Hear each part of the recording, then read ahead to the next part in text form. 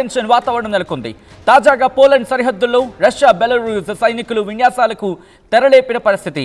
మంగళవారం వరకు జరగబోతున్నాయి ఈ సైనిక విన్యాసాల్లో పాల్గొనబోతున్నాయి ఇండియా, ఇరాన్, బంగ్లాదేశ్. ఇటీవల పోలాండ్ భూభాగంలోకి రష్యన్ డ్రోన్లు వెళ్లడంతో ఉద్రిక్తత చోటు చేసుకుంది. సైనిక విన్యాసాలతో లాత్వియా, లిథువేనియాలోనూ టెన్షన్ వాతావరణం నెలకొంది. పోలాండ్కు రక్షణగా రఫేల్ జెట్లను పంపించింది ఫ్రాన్స్. పోలాండ్కు మద్దతుగా రంగంలోకి దిగింది బ్రిటన్. ఈ నేపథ్యంలో ఉద్రిక్త వాతావరణం చోటు చేసుకుంటోంది. గత కొద్ది రోజులుగా చూసుకుంటే ఈ పరిణామాలు అంతకంతకు ఇంకా శృతి మించుతున్నాయి అన్న చందంగా మారాయనే చెప్పుకోవాలి. ఇది మీరు గమనించుంటే కనుక బెలారూస్ మీదుగా డ్రోన్లను ఉపయోగించింది అంటూ కూడా యుక్రెయిన్ కంప్లైంట్ ఇచ్చిన పరిస్థితి. పోలాండ్కి సంబంధించి ఆ ఇన్ఫర్మేషన్ పోలాండ్కు పాస్ చేస్తామని చెప్పి యుక్రెయిన్ చెప్పుకొచ్చింది. సో ఈ క్రమంలో ఇది మీరు చూసుకుంటే లాత్వియా కావచ్చు, లిథువేనియా కావచ్చు, ఎస్తోనియా పైన ఉంటుంది ఈ పోలాండ్కి సంబంధించి. అలాగే ఇటువైపు జర్మనీ, దాంతోపాటు స్లోవేకియా, దాంతోపాటు Hungary, Austria, Croatia, Romania, Serbia, Bulgaria, Greece, ఇవన్నీ కూడా దీని చుట్టూతో ఉంటాయి. ఈ పోలాండ్కి ఈశాన్యంలో ఇటలీ ఉంటుంది, ఇటు కుడివైపున జర్మనీ ఉంది, పైన డెన్మార్క్ ఉంది. ఈ నేపథ్యంలో ప్రస్తుతం ఉద్రిక్త వాతావరణాలు అక్కడ చోటు చేసుకుంటున్న పరిస్థితి ఉందనే చెప్పుకోవాలి. ఈ క్రమంలోని యూరోప్లో ఉద్రిక్త వాతావరణం నెలకొంటోంది. మరి ముఖ్యంగా ఇటు పోలాండ్ భూభాగంలోకి రష్యా డ్రోన్లు ప్రవేశించడం, ఆ తర్వాత సైన్యాలు వాటిని తిప్పికొట్టడంతో ఉద్రిక్తతలు తలెత్తాయి. ఇక అక్కడి నుంచి ఉద్రిక్త పరిస్థితులు నెలకొంటూనే ఉన్నాయి. మరి ముఖ్యంగా ఇటు రష్యా బెలరూస్ రెండు కూడా జాపా 2025 పేరుతో సంయుక్త సైనిక విన్యాసాలను జరుపుతున్నాయి. ఈ నేపథ్యంలోనే బెలారూస్, రష్యాలు ఈ కార్యక్రమాలు దాదాపుగా మంగళవారం వరకు జరగబోతున్నాయి. ఇటు పోలాండ్ని టార్గెట్గా చేసుకుని వీటిని నిర్వహించడం లేదంటూ కూడా రష్యా చెబుతూ ఉంటే, పోలాండ్తో పాటు లాత్వియా, లిథువేనియా మాత్రం ఈ సైనిక విన్యాసాలు ఆందోళనకు గురి చేస్తున్నాయంటూ కూడా చర్చ జరుగుతున్న క్రమం. ఈ నేపథ్యంలోని ఇక్కడ ఒకసారి మాట్లాడుకునే ప్రయత్నం చేద్దాం. ఎందుకంటే ఒక్కసారి బ్యాక్గ్రౌండ్కి వెళ్తే 2022 ఫిబ్రవరి 27 అనుకుంటా, ఎగ్జాక్ట్గా ఆ డేట్ కొంచెం అటు ఇటు అవ్వచ్చు. 2022 ఫిబ్రవరిలో సంయుక్త విన్యాసాలకు సంబంధించి అప్పుడు కూడా ఈ రెండు దేశాలు సంయుక్త విన్యాసాలు నిర్వహించిన అంశం గురించి మాట్లాడుకున్న పరిస్థితి. పుతిన్ తన సైన్యాన్ని బెలారూస్ మీదుగా యుక్రెయిన్కి యుద్ధానికి పంపించాడు అంటూ కూడా చర్చ జరిగిన క్రమం. ఇక అక్కడి నుంచి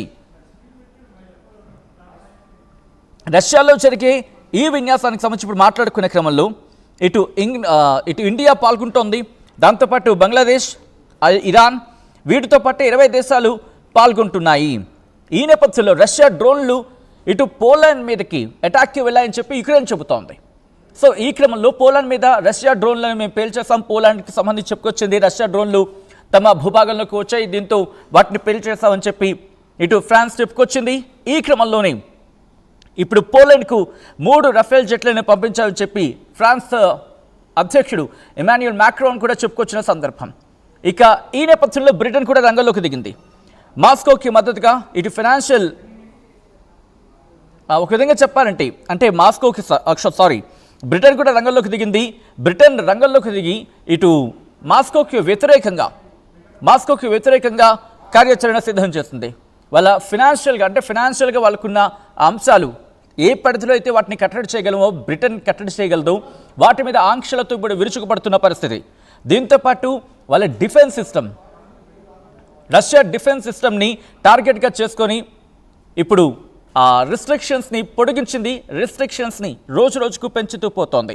ఈ నేపథ్యంలోని వాళ్ళ ఎనర్జీ, అంటే రష్యాకి సంబంధించి ఎనర్జీ సిస్టమ్ గురించి మాట్లాడుకుంటూ ఉంటాం కదా, ప్రధానంగా చమురు, దాంతోపాటు ఎల్ఎన్జీ అనేది చాలా కీలకం. మరి ముఖ్యంగా ఇటు యూరోప్ కంట్రీస్కి రష్యా నుంచి ఎల్ఎన్జీ అదొక పైప్ లైన్ ఉంటుంది ఏకంగా.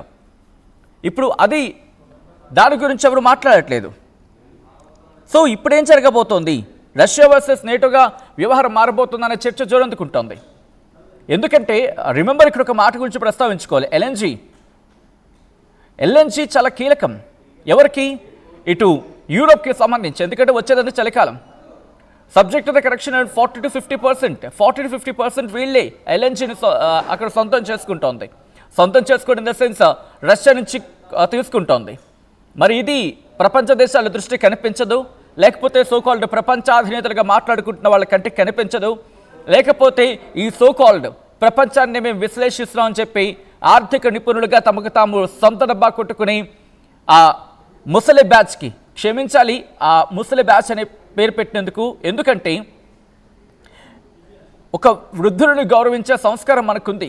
కానీ ఎప్పుడు ఒక మనిషిగా వాళ్ళ విలువలకు వాళ్ళు కట్టుబడినప్పుడు, కానీ కట్టు బానిసలుగా ప్రవర్తిస్తే ముందుగా మనిషిగానే గుర్తించాలా చెప్పండి?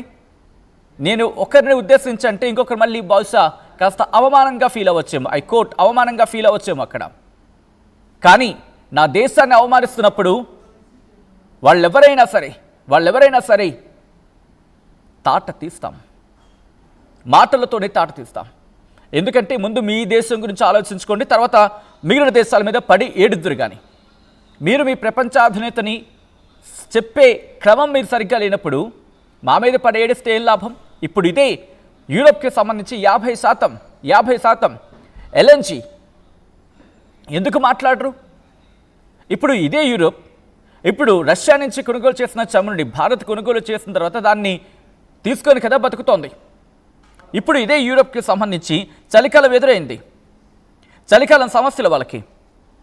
ఇది నేనంటున్న మాట కాదు, స్వయంగా అక్కడ వినిపిస్తున్న మాట.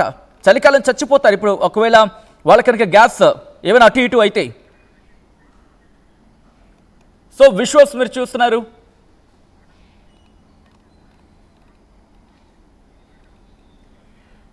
రైట్, ఒక్కసారి ఆ విజువల్స్ మీరు చూడొచ్చు. ఇటు పోలాండ్కి సంబంధించి మాట్లాడే క్రమంలో తన బోర్డర్స్ని మూసేసినట్టుగా తెలుస్తోంది. దాంతోపాటు టెన్షన్స్ ఇంకా పెరుగుతున్నాయి.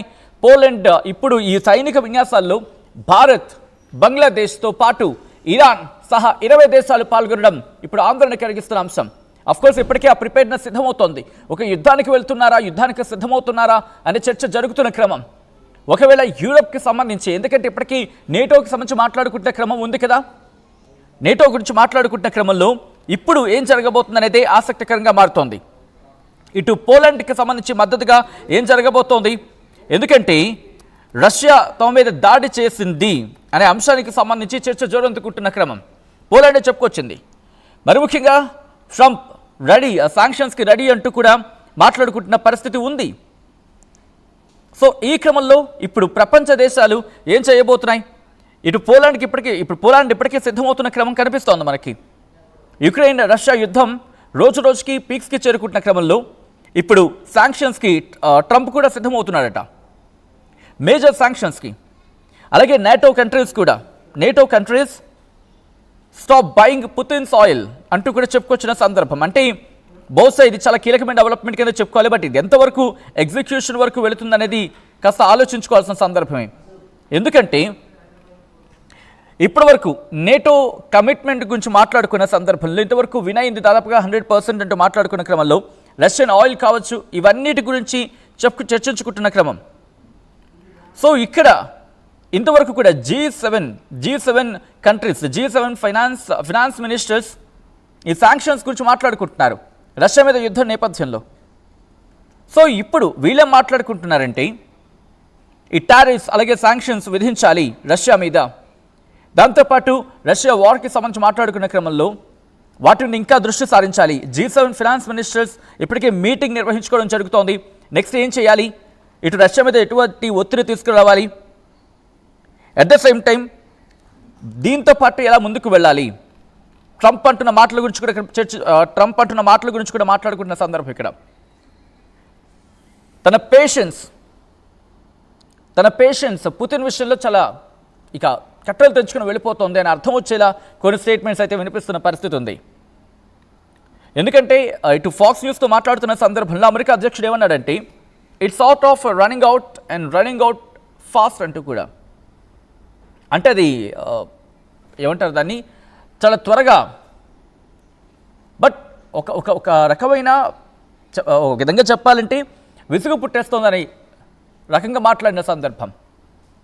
సో ఈ క్రమంలో ఇప్పుడు ట్రంప్ ఏం చేయబోతున్నాడు, ఎందుకంటే ఇటు పోలాండ్కి సంబంధించి మద్దతుగా మాట్లాడుకుంటున్న క్రమంలో నేటో దేశాలు రష్యా మధ్య టెన్షన్స్ పెరిగిపోతున్నట్టుకున్న క్రమంలో పోలాండ్ సరిహద్దుల్లో రష్యా బెలూరు సైనిక విన్యాసాలు చేయడం, ఈ సైనిక విన్యాసాలు కంటిన్యూ కావడం అంటే ఇటు పోలాండ్ మీదకి యుద్ధానికి వెళ్ళబోతున్నారా? ఎందుకంటే జరుగుతున్న పరిణామక్రమాలు చూస్తూ ఉంటే అటువంటి క్వశ్చన్ రైజ్ అవుతుంది. ఎందుకంటే ఆ సరిహద్దుల్లో విన్యాసాలు చేయడం కావచ్చు, ఇటు పోలాండ్కి మద్దతుగా బ్రిటన్ కూడా మద్దతు ఇవ్వడం, దాంతోపాటు ఫ్రాన్స్కి సంబంధించి ఇటు రాఫెల్ జెట్స్ని ఒక 3 రాఫెల్ జెట్స్ని అందించడం, ఇవన్నీ చూస్తూ ఉంటే నేటో మెల్లిమెల్లిగా ఇక్కడ యుద్ధ